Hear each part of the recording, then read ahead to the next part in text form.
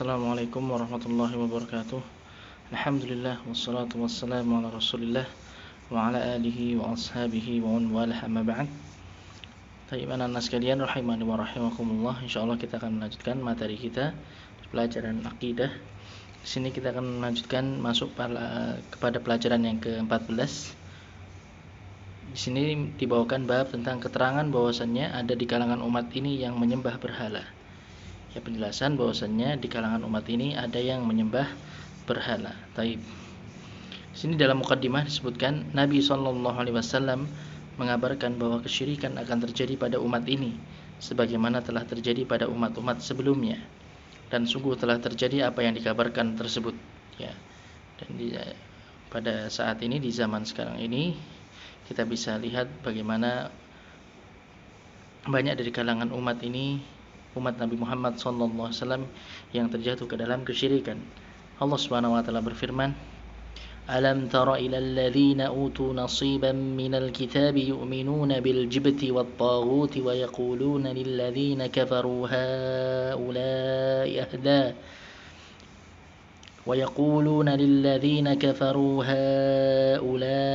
ahda minal ladzina amanu sabila." Apakah kamu tidak memperhatikan orang-orang yang diberi bagian dari Alkitab, dari kalangan orang-orang ahlul kitab yang diturunkan kepada mereka Alkitab, yaitu kitab suci dari Allah Subhanahu wa taala. Mereka percaya kepada jibt dan taghut. Nanti insyaallah akan ada penjelasannya. Dan mengatakan kepada orang-orang kafir atau orang-orang musyrik Makkah bahwasanya mereka itu lebih benar jalannya dari orang-orang yang beriman. Quran surat An-Nisa ayat 51. Allah Subhanahu wa taala juga berfirman, "Qul hal unabbi'ukum bi syarrin min dzalika mathubatan 'indallah man la'anahu Allah wa ghadiba 'alaihi wa ja'ala minhumul qiradata wal khanazir wa 'abadat taghut." Katakanlah, wahai Muhammad, apakah mau aku beritahukan kepada kalian tentang orang-orang yang lebih jelek pembalasannya dari orang-orang fasik itu di sisi Allah Subhanahu wa taala, yaitu mereka orang-orang yang dikutuk dan dimurkai oleh Allah Subhanahu wa taala. Di antara mereka ada yang dijadikan kera dan babi, dan orang-orang yang menyembah taghut.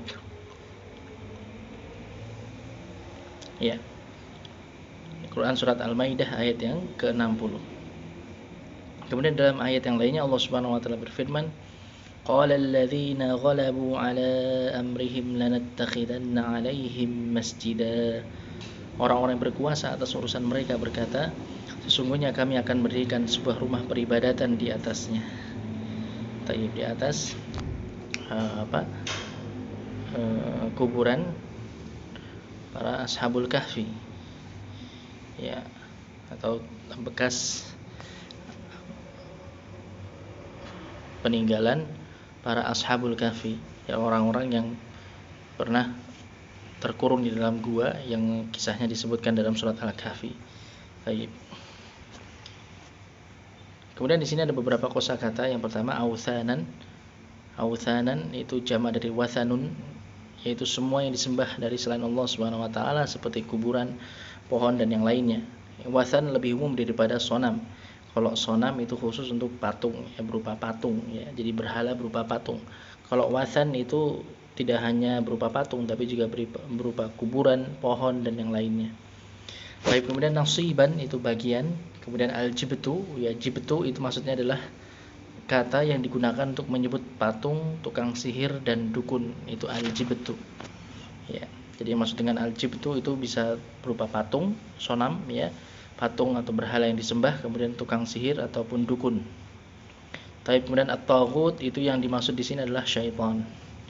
Ya, syaitan atau iblis laknatullah alaih, dialah pemimpin dari para taghut. Ya. Kemudian ada mathubatun, itu artinya balasan. Kemudian waja'ala minhumul qiradata wal khanazir, dan dijadikan di antara mereka kera dan babi. Yang dimaksud adalah mereka ashabus sabt, orang-orang Yahudi, ya, yang melanggar larangan di hari Sabtu. Mereka dilarang untuk mencari ikan di laut di hari Sabtu, tapi mereka tetap melakukannya. Akhirnya mereka pun dirubah bentuk mereka menjadi kera dan babi.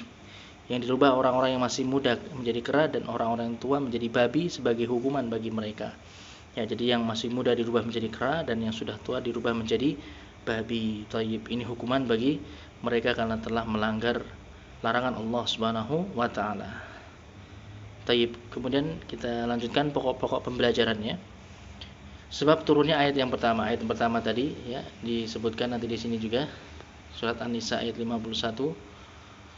Ayat tersebut turun berkenaan dengan Ka'ab bin Ashraf dan Huyai bin Akhtab, yang mana keduanya merupakan ulama dari kalangan Yahudi.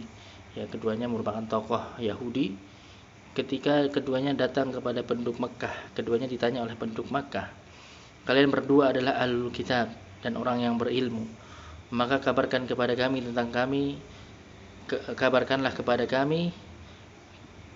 tentang kami dan tentang Muhammad." Artinya bagaimana pendapat kalian tentang kami dan tentang Muhammad. Ya, bagaimana menurut kalian antara kami dengan Muhammad, maksudnya seperti itu.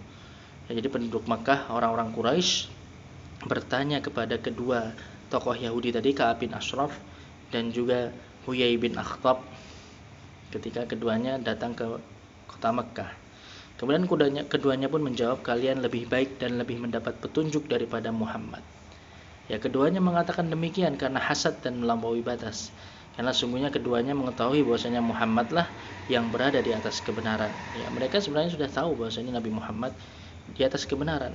Dialah Rasul yang terakhir yang telah dijanjikan atau yang telah disebutkan di dalam kitab suci mereka, di mana di dalam Taurat sudah disebutkan tentang penyebutan tentang diutusnya Nabi yang terakhir. Ya, di mana mereka sudah diberitahu di mana akan diturunkan, di wilayah mana akan muncul Nabi tersebut, ya siapa namanya. Jadi mereka sudah mengetahuinya. Jadi sebenarnya mereka sudah tahu bahwasanya Nabi Muhammad sallallahu alaihi wasallam beliau benar-benar di atas kebenaran, beliau benar-benar seorang rasul. Akan tapi karena hasad dan karena kesombongan mereka, akhirnya mereka pun berbuat kezaliman, mereka melampaui batas dan mereka tidak mau mengikuti apa yang dibawa oleh Nabi Muhammad sallallahu alaihi wasallam. Maka Allah Subhanahu wa taala menurunkan ayat tadi, "Alam tara ilal ladzina utu nasiban minal kitabi yu'minuna bil jibti wat taghut wa yaquluna lil ladzina kafaru haula'i ahda minal ladzina amanu sabila."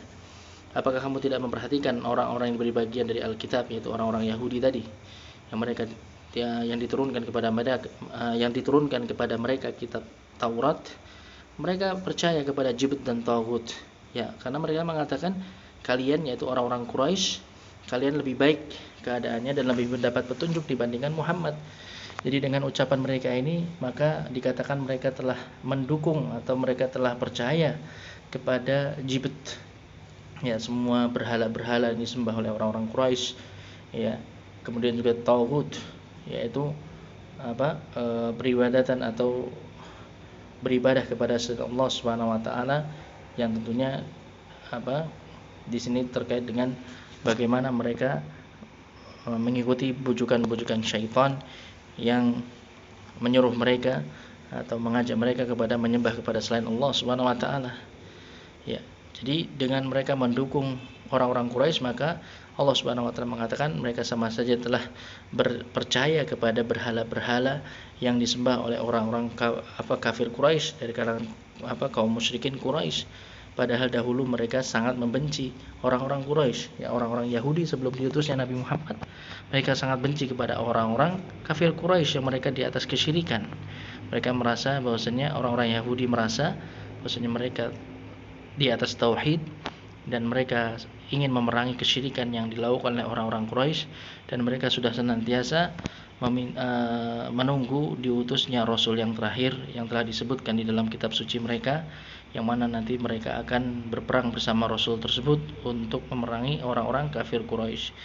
Tapi ketika Rasulullah SAW telah diutus, akhirnya ternyata mereka pun tidak mau mengikuti Nabi Muhammad SAW, karena ya mereka dapati yang diutus adalah seseorang yang bukan dari kalangan Bani Israel.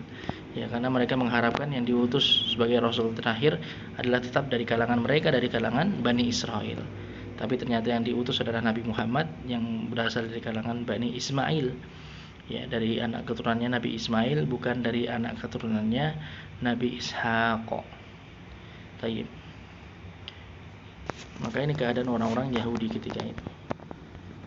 Kemudian yang kedua, penyebutan sebagian dari sifat-sifat Yahudi yang tercela yang terdapat pada ayat yang pertama. Allah mengabarkan kepada Nabi-Nya Muhammad sallallahu alaihi wasallam tentang orang-orang Yahudi bahwasanya mereka telah diberi ilmu dari kitab Allah, yaitu Taurat dan Injil, dan apa yang ada pada keduanya, bahwa Allah adalah satu-satunya yang paling berhak untuk disembah. Meskipun demikian, mereka membenarkan kebatilan berupa peribadatan kepada patung, melakukan perdukunan dan sihir, serta menaati syaitan dalam hal tersebut. Yang ini dilakukan oleh orang-orang kafir Quraisy. Ya, mereka justru mendukung apa yang dilakukan oleh kafir Quraisy. Mereka mengatakan bahwasanya orang-orang kafir Quraisy lebih baik keadaannya dan lebih mendapatkan petunjuk dibandingkan Nabi Muhammad sallallahu alaihi wasallam. Maka mereka lebih mengutamakan ahlul batil daripada ahlul haq, karena hasad dan melampaui batas terhadap ahlul haq. Dan hal ini merupakan bentuk celaan bagi mereka, sekaligus sebagai peringatan agar kita tidak melakukan sebagaimana yang telah mereka lakukan. Tayyib. Kemudian yang ketiga, hukuman bagi Yahudi karena telah menyanyiakan agamanya. Orang-orang Yahudi telah menyanyiakan agama mereka dan mencela agama Islam yang mentauhidkan Allah Subhanahu wa taala dalam peribadatan. Maka Allah perintahkan kepada Nabi-Nya sallallahu alaihi wasallam agar mengatakan kepada mereka yang telah mencela agama kalian, maukah aku kabarkan kepada kalian tentang orang yang mendapatkan balasan yang lebih jelek di sisi Allah pada hari kiamat, yaitu orang-orang Yahudi yang telah dilaknat dan dimurkai oleh Allah Subhanahu wa taala dengan kemurkaan yang tidak akan diridhoi selama-lamanya. Karena saking banyaknya pelanggaran-pelanggaran yang telah dilakukan oleh orang-orang Yahudi. Ya, dan sungguh mereka telah dihukum, di mana sebagian mereka diubah menjadi kera dan babi, dan sebagian dijadikan sebagai penyembah taghut dengan melakukan nazar, penyembelihan, kurban, berdoa, meminta pertolongan, dan yang lainnya dari bentuk-bentuk peribadatan. Maka kalau di kalangan orang-orang Yahudi ada yang menyembah taghut, demikian pula akan ada dari kalangan umat ini yang menyembah taghut sebagaimana mereka. Baik, karena siapapun yang berpaling dari petunjuk yang dibawa oleh Nabi Muhammad SAW, maka dia akan tersesat dan mereka akan mengikuti jalannya orang-orang sebelum mereka dari kalangan ahlul kitab, yang mana mereka telah terjatuh ke dalam perbuatan-perbuatan kesyirikan. Baik. Kemudian yang keempat, membangun masjid di atas kuburan termasuk saran yang menghantarkan kepada kesyirikan. Ketika orang-orang mengetahui keadaan Ashabul Kahfi, ya, mereka adalah para pemuda yang soleh yang lari dari kaumnya yang musyrik dalam rangka menyelamatkan agamanya, yang kisahnya disebutkan dalam surat Al-Kahfi. Ya, dan mereka yang musyrik dan mereka melihat mukjizat yang sangat besar, di mana mereka dibangkitkan dari tidur mereka selama 309 tahun. Ya, mereka ditidurkan oleh Allah Subhanahu wa taala di dalam gua selama 309 tahun. Maka orang-orang berselisih tentang apa yang harus dilakukan. Berkata orang yang berkuasa dari kalangan mereka, kita bangunkan untuk mereka masjid supaya manusia mengetahui lalu mendatanginya dan mengharapkan keberkahan dari mereka. Dan tidak sembunyi bahwa hal tersebut merupakan pintu kesyirikan yang dilarang. Ya, sebagaimana membangun kuburan, ya, membangun masjid di atas kuburan atau membangun bangunan di atas tempat-tempat yang dahulu biasa digunakan untuk orang-orang soleh misalnya. Ini semua bisa mengantarkan kepada pintu kesyirikan. Oleh karena itu Allah mencela mereka sebagai peringatan bagi umat ini agar tidak mengikuti jalannya orang-orang Nasara. Sungguh telah terjadi di sebagian negara muslim pengagungan terhadap kuburan orang-orang soleh dengan membangun masjid di atasnya sampai pada tingkat penyembahan terhadapnya. Maka dengan hal itu mereka telah menyerupai orang-orang Nasara. Tayyib. Ini anak-anak sekalian rahimani wa rahimakumullah, terkait dengan materi untuk pelajaran yang ke 13 tadi ya. Taib. Sekarang kita 14 ya, pelajaran yang ke-14. Sekarang kita lanjut satu lagi, pelajaran ke-15. Di sini masih lanjutan bab yang sebelumnya tadi, keterangan bahwasannya ada di kalangan umat ini yang menyembah berhala. Ya, karena kita emang ini mengejar materi ya, karena sebentar lagi kita ujian akhir semester. Sedangkan ini materinya masih cukup banyak, jadi kita agak ngebut ya pembahasannya. Tapi di sini disebutkan sebuah hadis an Abi Sa'id radhiyallahu anhu anna Rasulullah sallallahu alaihi wasallam qala la tattabi'anna sunana man kana qablakum hadwa al-qudzati bil qudzah hatta law dakhalu hujra dhabbin ladakhaltumuhu qalu ya Rasulullah al-yahud wan nasara qala faman. Dari sahabat Abu Sa'id Al-Khudri radhiyallahu anhu bahwasanya Rasulullah sallallahu alaihi wasallam bersabda, demi Allah sungguh kalian akan mengikuti dan meniru tradisi atau jalannya umat-umat sebelum kalian, bagaikan bulu anak panah yang serupa dengan bulu anak panah lainnya. Ya, kalau kita lihat anak panah itu ya ada di ujungnya ada bulu. Ya, bulunya itu saling sejajar ya, dan panjangnya sama. Ya, jadi seperti itu diserupakan oleh Rasulullah SAW. Jadi sama persis. Sampai kalaupun mereka masuk ke liang dhab itu binatang gurun ya, semacam kadal gurun yang tinggal di gurun pasir. Mereka membuat sarang membuat sarang di dalam gurun pasir yang membuat lubang-lubang sebagai sarang mereka. Maka di sini dikatakan sampai kalaupun mereka masuk ke liang atau ke dalam sarangnya dhab, niscaya kamu akan masuk ke dalamnya pula. Maka para sahabat bertanya, ya Rasulullah, apakah ini dimasukkan orang-orang Yahudi dan orang-orang Nasrani? Maka beliau menjawab, lalu siapa lagi? Ya, siapa lagi kalau bukan mereka? Taib. Hadis riwayat Bukhari dan Muslim. Maka kosakata yang ada dalam hadis tadi, yang pertama sunan itu artinya jalan-jalan atau ya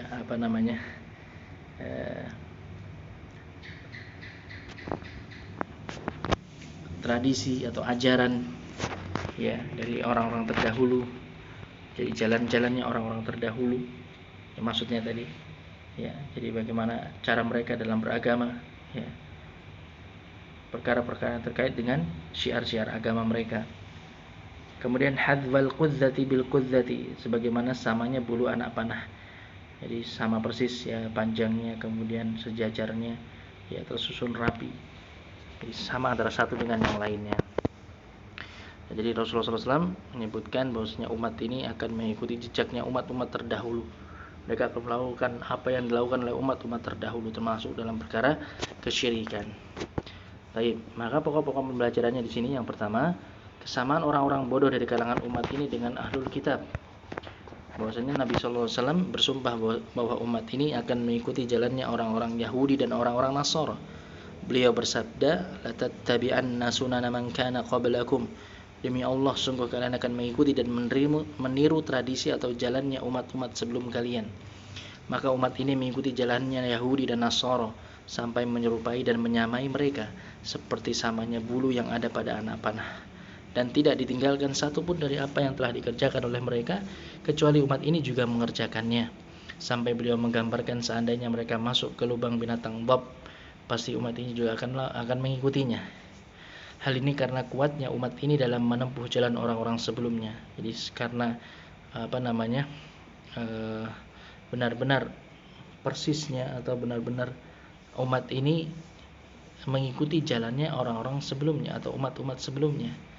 Ya, jadi benar-benar mereka mengikuti apa yang persis dengan apa yang dilakukan oleh umat-umat sebelumnya. Sungguh Nabi SAW telah menggambarkan dengan lubang binatang dhab yang sangat sempit dan banyak berliku untuk menegaskan betapa sempurnanya umat ini dalam mengikuti mereka. Ya, betapa persisnya umat ini dalam mengikuti jalan mereka. Hadis ini menunjukkan bahwasanya apa yang dilakukan oleh ahlul kitab dari perkara yang dicela oleh Allah Subhanahu wa taala pasti dikerjakan juga oleh orang-orang bodoh dari kalangan umat ini. Mereka orang-orang yang tidak paham tentang tauhid, tidak paham tentang perkara-perkara agama. Akhirnya mereka pun mengikuti jalannya umat-umat terdahulu. Dan ini berarti larangan dari mengikuti mereka. Sungguh telah terjadi apa yang dikabarkan oleh Nabi sallallahu alaihi wasallam, dan ini merupakan salah satu dari tanda kenabian dan mukjizat beliau Nabi Muhammad sallallahu alaihi wasallam. Maka di sini yang kedua, wajibnya berhati-hati dari bertaklid kepada orang kafir, artinya dari meniru orang-orang kafir. Nabi sallallahu alaihi wasallam telah memperingatkan dari menyerupai orang-orang musyrik. Beliau bersabda, "Man tashabbaha biqaumin fahuwa minhum." Barang siapa yang menyerupai suatu kaum, maka dia termasuk dari kaum tersebut. Hadis riwayat Abu Dawud. Maka karena menyerupai mereka dalam peribadatan dan kebiasaan mereka akan menghantarkan kepada kerusakan agama kaum muslimin dan kecintaan kepada musuh-musuh agama, serta menjadikan pengagungan dan kekaguman terhadap apa yang ada pada mereka. Maka wajib bagi kita untuk berhati-hati dari menyerupai orang-orang non-muslim dalam perkara yang menyelisih syariat Allah. Juga wajib bagi kita untuk berpegang dengan jalan yang lurus, seraya berdoa kepada Allah agar senantiasa dikokohkan di atas agamanya sampai kita berjumpa dengannya. Amin. Taib. Jadi tidak boleh kita meniru orang-orang ahlul kitab atau orang-orang non-muslim ya, terkait dengan syiar-syiar agama mereka. Ya, tidak boleh kita meniru bagaimana perayaan agama mereka, meniru tata cara mereka dalam beribadah, ya, meniru pakaian mereka dalam terkait dengan syiar ibadah mereka. Ya, seperti misalnya memakai topi Natal, ya, atau memakai aksesoris yang itu khusus digunakan untuk perayaan agama mereka. Maka tidak boleh kita melakukan semua ini. Terkait juga dengan bagaimana kita melakukan ritual-ritual ibadah yang itu menyerupai dengan ritual-ritual ibadah yang mereka lakukan, seperti misalnya memperingati hari kematian 7 hari, ya, 40 hari, 100 hari, 1000 hari. Ini semuanya tidak ada tuntunannya dalam syariat Islam, dan ini justru menyerupai orang-orang non-muslim, ya, kaum musyrikin, atau mereka orang-orang yang memiliki pemahaman selain Islam, ya, dari kalangan orang-orang Hindu, yang mereka itu memiliki tradisi atau memiliki syiar seperti ini dalam agama mereka, dalam agama Hindu. Ya, ada peringatan kematian seperti ini, ada peringatan kematian yang itu juga kemudian ditiru oleh kaum muslimin, waliyadzubillah. Maka anak-anak sekalian rahimani wa rahimakumullah, yang wajib atas kita semua adalah bagaimana kita mempelajari agama Islam secara menyeluruh, bagaimana kita berupaya untuk mengikuti tuntunan Rasulullah SAW dalam beragama. Ya, cukupkanlah diri kita dengan apa yang telah datang dari Allah dan Rasulnya, dan apa yang telah dijelaskan oleh para salafus saleh dari kalangan para sahabat dan siapapun yang mengikuti mereka dengan baik, karena mereka lah yang paling paham tentang syariat Islam. Mereka lah yang paling paham bagaimana makna atau ya, apa yang dimaksudkan di dalam Al-Quran dan apa yang dimaksudkan di dalam hadis-hadis Rasulullah Sallallahu Alaihi Wasallam. Taib. Maka kita harus kokoh di atas agama Allah yang lurus, di atas sunnah Rasulullah Sallallahu Alaihi Wasallam. Taib, kita juga dulu sampai di sini pembahasan kita pada halaqah hari ini. Mudah-mudahan bisa dipahami dan bisa bermanfaat. Untuk evaluasinya bisa kalian kerjakan, ya, bisa kalian coba kerjakan, ya, walaupun tidak perlu dikumpulkan sekarang, tapi bisa untuk kalian kerjakan agar kalian bisa lebih memahami materi yang sudah kita pelajari. Taib. Alhamdulillahirabbil alamin wa sallallahu wasallam ala nabiyyina Muhammadin wa ala alihi wa ashabihi ajma'in. Subhanakallahumma bihamdik asyhadu an la ilaha illa anta astaghfiruka wa atubu ilaik. Wassalamualaikum warahmatullahi wabarakatuh.